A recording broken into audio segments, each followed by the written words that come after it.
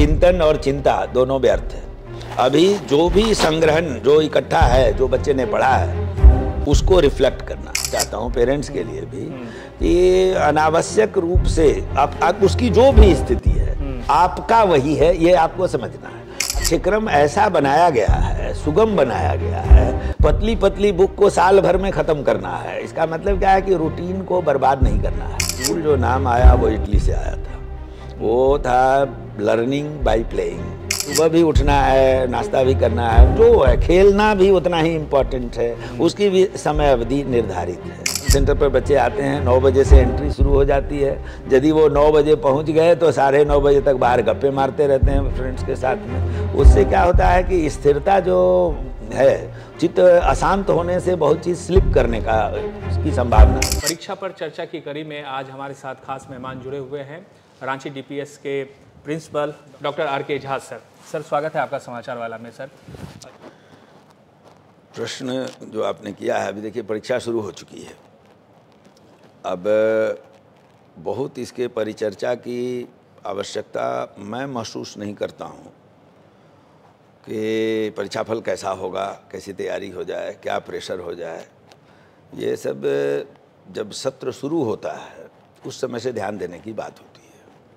और जो बच्चे पाठ्यक्रम को वार्षिकी के दौरान सही रूप से पढ़ते रहते हैं, दरअसल उनमें परीक्षा का इंतज़ार होता है, क्योंकि उन्होंने जो किया है उसको दिखाने का समय है। वो उत्तर पुस्तिका का इंतज़ार करते हैं, प्रश्न का इंतज़ार करते हैं और जवाब लिखना चाहते हैं। दबाव उनके लिए उत्पन्न होता है जो उस दौरान कतिपय कारणों से दिग्भ्रमित रहे हैं और सही से तैयारी नहीं हो पाई है, और तब परीक्षा जैसे जैसे नज़दीक आती है दबाव बढ़ता है। लेकिन वो सब परिचर्चा अब वो समय नहीं है। अभी तो स्थिति ये है कि जो मेरे पास है वही मेरा है, और उसी में जो महत्तम है उसको देना भी है और उसको स्वीकार भी करना है। अभिभावक परेशान यदि होते हैं, मैं कहने में थोड़ा गुरेज नहीं कर रहा कि जो परेशानी अभिभावक अभी किसी को ऐसा दबाव यदि आता है तो उनको अपने ऊपर चिंतन करना चाहिए था कि नॉर्मली वो परिपक्व तो होते हैं कि वर्ष के दौरान आपने ध्यान दिया है कि नहीं, क्योंकि परीक्षा के दौरान अनावश्यक चिंतन और चिंता दोनों व्यर्थ है। अभी जो भी संग्रहण जो इकट्ठा है, जो बच्चे ने पढ़ा है, उसको रिफ्लेक्ट करना है। और जिन्होंने पढ़ाई अच्छी से की है उनका रिजल्ट बढ़िया ही होता। प्रश्न पत्र उनके पाठ्यक्रम के अंतर्गत ही जो विषय हैं, जो टॉपिक्स हैं, उसी में दिया जाता है। एक आध प्रश्न कभी घुमावदार होता है, जो बच्चे प्रैक्टिस जो किए हैं तो वो पकड़ लेते हैं कि ये प्रश्न मेरे इससे रिलेटेड है और उसका जवाब कर लेते हैं। ये जो आमतौर पर देखने को मिला है सर कि एक मार्क्स को लेके या नंबर गेम जिसको बोलते हैं, परसेंटेज को लेके, परसेंटाइल को लेके एक प्रेशर बच्चों के ऊपर शुरू से। इसकी वजह कुछ हद तक जायज़ भी है, कुछ नाजायज़ भी है। जायज़ इस क्रम में है कि ज्यों ही हम शिक्षा को वृत्ति जनित जोड़ लेते हैं, कम अंक आएगा तो अच्छी नौकरी नहीं मिलेगी, अच्छी जगह एडमिशन नहीं होगा, ये वो जब इससे जोड़ने लगते हैं तो चिंता तो स्वाभाविक है, हमारी व्यवस्था कुछ वैसी है। और जब शिक्षा का उद्देश्य कुछ सीखने का जब होता है तो लोग मार्क्स की चिंता नहीं करते। इसके बीच में दोनों के बीच एक संतुलन बनाना, एक इक्विलिब्रियम रखना जरूरी है। शिक्षा वही है जो हमारे दिमाग को, हमारे लाइफ को सुगम बनाता है। उसमें धनार्जन भी एक स्थिति है, लेकिन धनार्जन वो मुख्य उद्देश्य नहीं है, क्योंकि मुख्य उद्देश्य यदि वृत्ति होती, और वृत्ति का मतलब वृत्ति जनित जो उसका रिम्यूनरेशन है, जो सैलरी है, जो आर्थिक आमदनी है, उससे जोड़कर हम देखने लगे हैं कि अच्छा अंक आएगा तो अच्छी नौकरी होगी, अच्छी नौकरी होगी तो मेरा स्टैंडर्ड ऑफ लिविंग अच्छा होगा। जब आप इससे जोड़कर देखेंगे तो शिक्षा थोड़ी दिग्भ्रमित हो जाती है अपनी जगह से। पेरेंट्स को इस बात को समझना है कि आपका जो बच्चा है वो आपके लिए जेम है, आपके लिए वही कोहिनूर है, और उसको तराशने का काम आपका है, और वो जिस भी स्थिति में है आपके लिए वही आपका सर्वोत्तम है। तो मैं ये बताना चाहता हूँ पेरेंट्स के लिए भी कि अनावश्यक रूप से आप उसकी जो भी स्थिति है आपका वही है, ये आपको समझना है। तो अब उसके लिए बहुत पैनिक होने की ज़रूरत नहीं है। उसका उत्साह वर्धन करें, हमेशा उस बच्चे के साथ खड़े रहें। और बच्चे को एग्जामिनेशन सेंटर तक ले जाने का काम उनका है।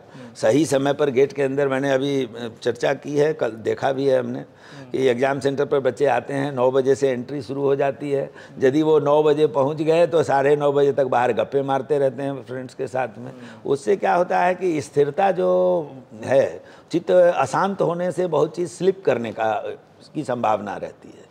पूरा कंपोज्ड क्वाइट केंद्रीकरण रखें अपने ऊपर, और जब एग्ज़ाम देने जाएं तो सीधे अपने नियत स्थान को ग्रहण करने का प्रयास करें। वहाँ संतुलित होकर के अपने विषय को ही दिमाग में दौड़ाते रहें, और डिस्कशन एग्जामिनेशन के बाद करना चाहिए कि मेरा ऐसा हुआ, ये प्रश्न छूटा है, ये है, लेकिन वो भी डिस्कशन बहुत लंबा नहीं चलना चाहिए, क्योंकि फिर अगले पत्र की भी तैयारी करनी होती है। 1-2 घंटे उसके बारे में चर्चा कर ली कि हमारा ये है, तो दूसरे सब्जेक्ट में फिर से कंपनसेशन का प्रयास भी करना चाहिए। आखिर में सर ये समझना चाहेंगे कि आमतौर पर ये देखा गया है कि बच्चे जो हैं, जब परीक्षा की तिथि नज़दीक आती है या परीक्षा के ड्यूरेशन में जो है उनको लगता है कि कितना ज़्यादा पढ़ लें, वो सुबह उठते हैं, पेरेंट्स भी चाहते हैं कि सुबह 3 बजे उठ जाओ, 3 बजे से पढ़ना शुरू कर दो, क्लास में जा रहे हैं, बस में जा रहे हैं या अपनी गाड़ी में जा रहे हैं तो बुक लेके पढ़ रहे हैं। तो ये जो एक धारणा होती है, इसको आप सर देखिए, मैं पहले भी कभी चर्चा कर चुका होऊंगा, मेरा स्पष्ट मानना है कि स्कूल जो समय, ये पहले मैं कहीं कह चुका हूँ, स्कूल जो नाम आया वो इटली से आया था। वो था learning by playing. Play ground ऐसा बनाया जाए कि उसमें जो सब्जेक्ट आप डालना चाहते हैं बच्चे के अंदर, वो सीखता जाए उससे, लर्निंग बाय प्लेइंग। उस जगह का नाम दिया गया स्कूल। धीरे धीरे वो बृहत्तर रूप से सभी डायमेंशन में, जहाँ पर चौक और बोर्ड वगैरह की तैयारी हुई, टीचर्स जाने लगे, उसको स्कूल कहा जाने लगा।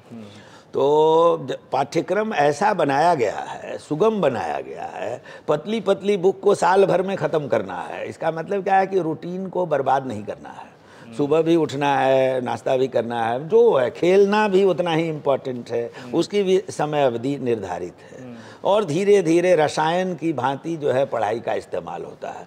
आज एक पृष्ठ पढ़े हैं तो उसको डाइजेस्ट किए, उसके एप्लीकेशंस को, उसके रिवीजन को, उससे उस पर बेस्ड डिफरेंट क्वेश्चंस को करके देखना है। वो स्वतः धीरे धीरे चलने वाली प्रक्रिया है, जो साल भर में अपनी पूर्णाहुति को प्राप्त करने की स्थिति में आता है। होता क्या है कि हम लोग शुरू में न तो पेरेंट्स ध्यान देते, अभी जैसे अप्रैल में शुरू होगा तो अभी तो होगा कि अभी सेशन शुरू हुआ है, उसमें हम लोग समय इधर उधर व्यर्थ गंवाते रहते हैं, और ये कल कभी आता नहीं है। अच्छा, अभी तो समय है, कल कर लेंगे, कल कर लेंगे, कल कर लेंगे। तो धीरे धीरे दबाव की उत्पत्ति हम लोग खुद ही, 2 तरह का दबाव है। एक है समय गंवाने के चलते दबाव, और दूसरा कंपटीशन की तरह से। मान लीजिए हम पढ़ते 24 घंटे भी हैं, दूसरा बच्चा 26 घंटे पढ़ता हो, आप कहेंगे 26 घंटा होता नहीं है। 26 घंटे का मतलब है कि इफेक्टिव स्टडी। हो सकता है हमारा कॉम्पिटिटर हमसे ज़्यादा पढ़ रहा है और कंपटीशन का समय है, तो एक दबाव तो उसका रहता है, लेकिन आप वो दबाव कम होता है, क्योंकि जो महत्तम आपने यूटिलाइज कर लिया है, तो कल को आप यदि पीछे भी छूट जाते हैं तो आप सोचते हैं कि मैंने अपना महत्तम दिया है जो मुझसे संभव था। दबाव उसको फील होता है जिसने कि समय नहीं दिया है, तो वो सोचने को विवश होता है कि काश हम इस समय को यूटिलाइज कर लेते, तो जल्दी से जल्दी कर लेता है। आप एक देखिए, बच्चों की बुक में कभी आपने देखा होगा, एक बंदर की कहानी है। वो छलांग लगा के जाता है, मटके में कुछ रखा हुआ है, वो निकालना चाहता है ग्रेन्स को, तो मुट्ठी बांध लेता है और वो निकलता ही नहीं है, और वो पकड़ में आ जाता है। तो क्या है कि जो एक एक कण बाहर में आना चाहिए था, आप चाहते हैं एक बार में पूरा कर लें, तो वो निकलता नहीं है कभी। इसलिए वो कार में पढ़ना, गाड़ी में पढ़ना, वो पढ़ना अपने हॉबी के हिसाब से ठीक है कि हम पढ़ रहे हैं, नोवेल वगैरह कुछ पढ़ रहे हैं, कुछ ज्ञान की चीज़ें पढ़ रहे हैं, सामान्य ज्ञान की चीज़ें पढ़ रहे हैं। लेकिन जिसको संग्रहण में डालना है, जिसको समझना है, उसके लिए भीड़ भाड़ की स्थिति ठीक नहीं होती है। और इसलिए अभी बच्चों से ये परिचर्चा खास करके जो एग्जामिनी है उनके लिए ना करें। उनको तो जो जहाँ जो स्थिति है उसी में जो पढ़े हैं उसकी पुनरावृत्ति कर लें, थोड़ा बहुत सरफेस लेवल से रिवीजन कर लें, 1-2 पॉइंट पर कहीं लग रहा है कि फंस रहे हैं, उसको थोड़ा लिख करके प्रैक्टिस कर लें। लेकिन बहुत ज़्यादा अब नई पढ़ाई करने का वक्त नहीं है। अब आपके पास जो स्टॉक है, उस स्टॉक का महत्तम यूटिलाइजेशन कैसे होगा, बस इतने, इसके लिए बहुत संतुलित रहने की ज़रूरत है, हड़बड़ाहट की ज़रूरत नहीं है। बहुत शुक्रिया सर। तो सर जो बता रहे हैं कि परीक्षा का समय है तो खुले दिमाग से आप जो है परीक्षा दीजिए, आप ज़्यादा बर्डन अपने दिमाग पर बोझ मत लीजिए।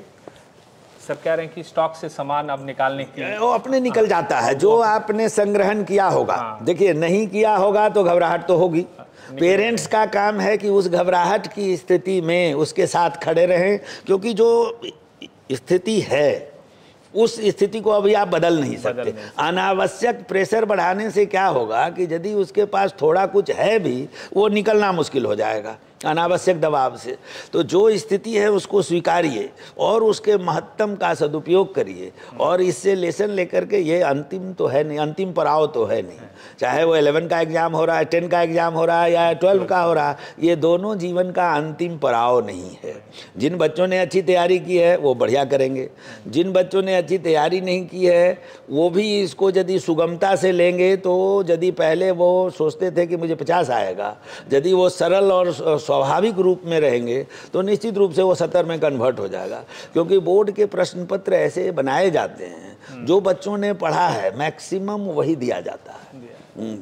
तो इस ज्ञान को आप अपने साथ रखिए, क्योंकि जो एक्सपर्ट बोलते हैं उसका अगर आप पालन करते हैं तो आपके लिए बहुत कुछ आसान हो जाता है। तो सर के हिसाब से ये है कि परीक्षा को परीक्षा की तरह लें और आराम से खुले दिमाग से बगैर किसी सोच विचार के जो आपको आता है वो लिखें। रिजल्ट तो हाथ में सर, जैसा आप लिखेंगे उस तरह का रिजल्ट आएगा। नहीं, पहले मैं ये भी विश्वास दिलाना चाहता हूँ कि थोड़ा अपने ऊपर विश्वास करें। यदि आपने रेगुलरली क्लास वगैरह अटेंड किया और पुस्तकें पलट के भी देखी हैं तो प्रश्न पत्र ऐसे आने वाले हैं जो आपके इर्द गिर्द ही घूमता नजर आएगा।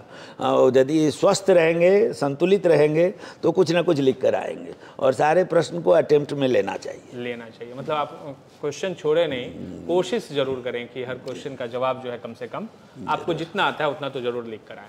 तो फिलहाल आज इस चर्चा में इतना ही। नमस्कार।